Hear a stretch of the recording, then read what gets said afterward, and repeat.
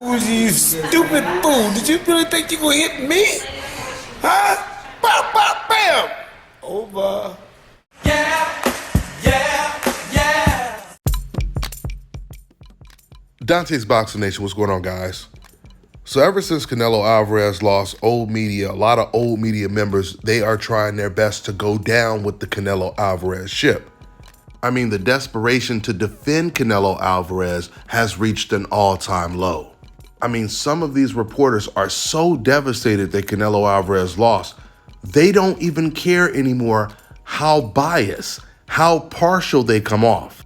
Reporter Ellie Seckbach, he said right after Canelo Alvarez lost that Canelo is still pound for pound the best fighter over Terence Crawford. Now that's already surprising alone that he would say something like that right after Canelo Alvarez just came off of a loss, which I'm going to completely elaborate on this situation. But what's even more surprising is the reason why Ellie is telling people he believes Canelo Alvarez is still number one over Terence Crawford. After Canelo Alvarez lost to Bivol, Crawford, he took to one of his social media accounts and he said, "Now we all know who the best fighter in the world is." Ellie responded to Terence Crawford by making a video, and Ellie said, Terence Crawford, he said, "Now we know who pound for pound the best fighter in the world is." Then Ellie says, but Crawford is getting a lot of backlash from the fans on the internet. He was talking about Crawford's comment section when he said this. So in other words, Ellie was saying the internet fans, the way they responded to Terence Crawford with backlash proves that Crawford is not the best fighter in the world. Really? Fans on the internet are now the ones that determine who's the best fighter in the world? You mean fans who post comments like this? Fans who remain anonymous so they tell you exactly how they feel about you on the internet? And by the way, guys, when you're reading these comments and you see the word mayate, this is racist Mexicans' version of calling black people the N-word in Spanish. It means black beetle, but it's equivalent to the N-word. So whenever you hear somebody calling you a pinche mayate, it doesn't mean good friend. But these are the people that Ellie Seckbach said that Terence Crawford was getting backlash from. Fans on the internet. And Ellie knows more than I do when it comes to how racist these fans could be on the internet. Because I can tell you guys, when I first started doing this YouTube stuff, I would see the racist comments towards black people in my comment section. But when it came to channels like Ellie, Fight Hub, the racist comments was on a whole different level. But once again, I'm talking about a while back. I'm talking about like 8 years ago. The racists were far more comfortable posting racist comments on their channels than mine, because they knew that I was constantly exposing these racists, which is why, believe it or not, that's why there's a lot less racist comments than there was about 8-10 years ago on the internet, at least when it comes to these boxing videos. Don't get me wrong, there's still way too many, but I'm telling you guys, there were a whole lot more back then. And my point is, Ellie Seckbach, he knows this. So once again, to say these are the people that should determine where Terence Crawford stands on a pound for pound list is the most ridiculous thing a reporter can say. Now let's just talk about Ellie Seckbach saying that Canelo Alvarez is still pound for pound the best fighter in the world. I'm gonna go ahead and break this down with straight facts.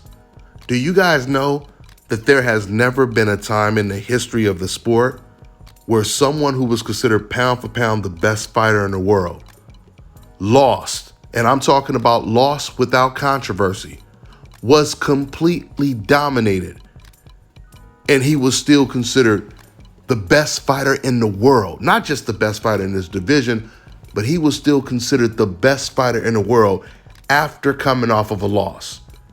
No one has ever said this before. Ellie Seckbach is probably the only one. And when I say no one, I'm talking about no magazines, no websites. No one has ever called a fighter pound for pound the best fighter in the world after he came off of a one-sided loss. Of course, old media, they will try to justify this by saying, look at everything that Canelo Alvarez accomplished, right? He lost at a higher weight class, but he's still undisputed at 168, right?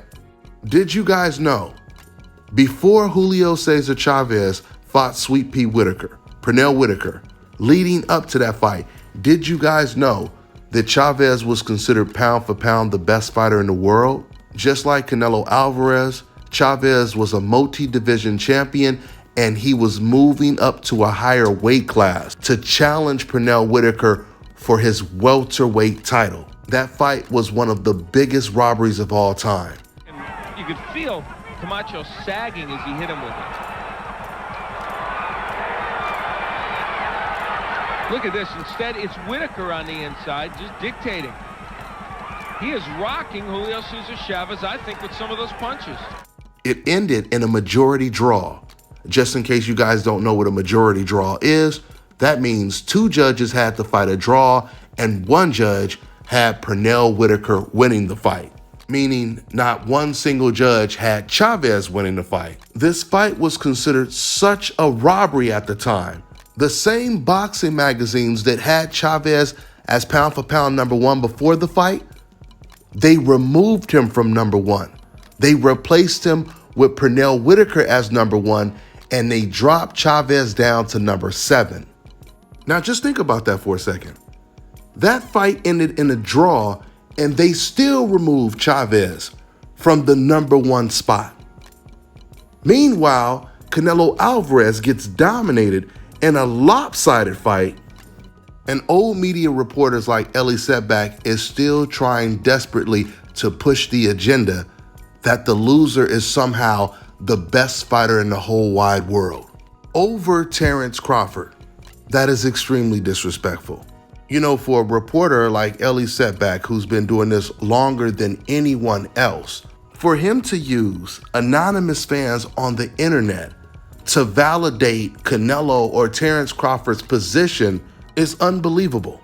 But at the same time, I will say that the racist fans on the internet, they have been extremely effective when it comes to intimidating a lot of these black fighters. Because you guys may recall, there was a time when Terence Crawford, he came out and said Canelo Alvarez, he's avoiding the dangerous undefeated black boxers. In other words, Terence Crawford was acknowledging that Canelo Alvarez is on that MBF campaign.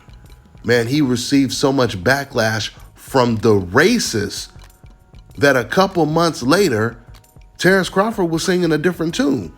He was saying that Canelo Alvarez is pound for pound the best fighter in the world, right after he has said that Canelo is avoiding undefeated black boxers. And then once Canelo loses to Bivol, Crawford comes out and says, now we know who pound for pound the best fighter in the world is. But Crawford, he should have been saying that even before Canelo Alvarez lost, regardless of what these racist fans are saying on the internet. I keep telling these black boxers, you gotta understand, regardless if you say what these racist fans want to hear or not, they are still going to feel the same way about you.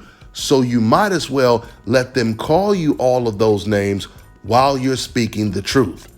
That's what I continue to do. And it has been working for me since day one. That's all I got for now, guys. I'm on to the next one. Fellas, I've got some great news for you. If you've lost your hair or have a receding hairline, the time has come when you can finally get your hairline back through a process called scalp micropigmentation. So here's how it works. It's a hair tattoo that replicates the look of your hair follicles when you have fully shaved it down. So to get this hookup, make sure you follow and contact my man Scalp Carolinas on Instagram.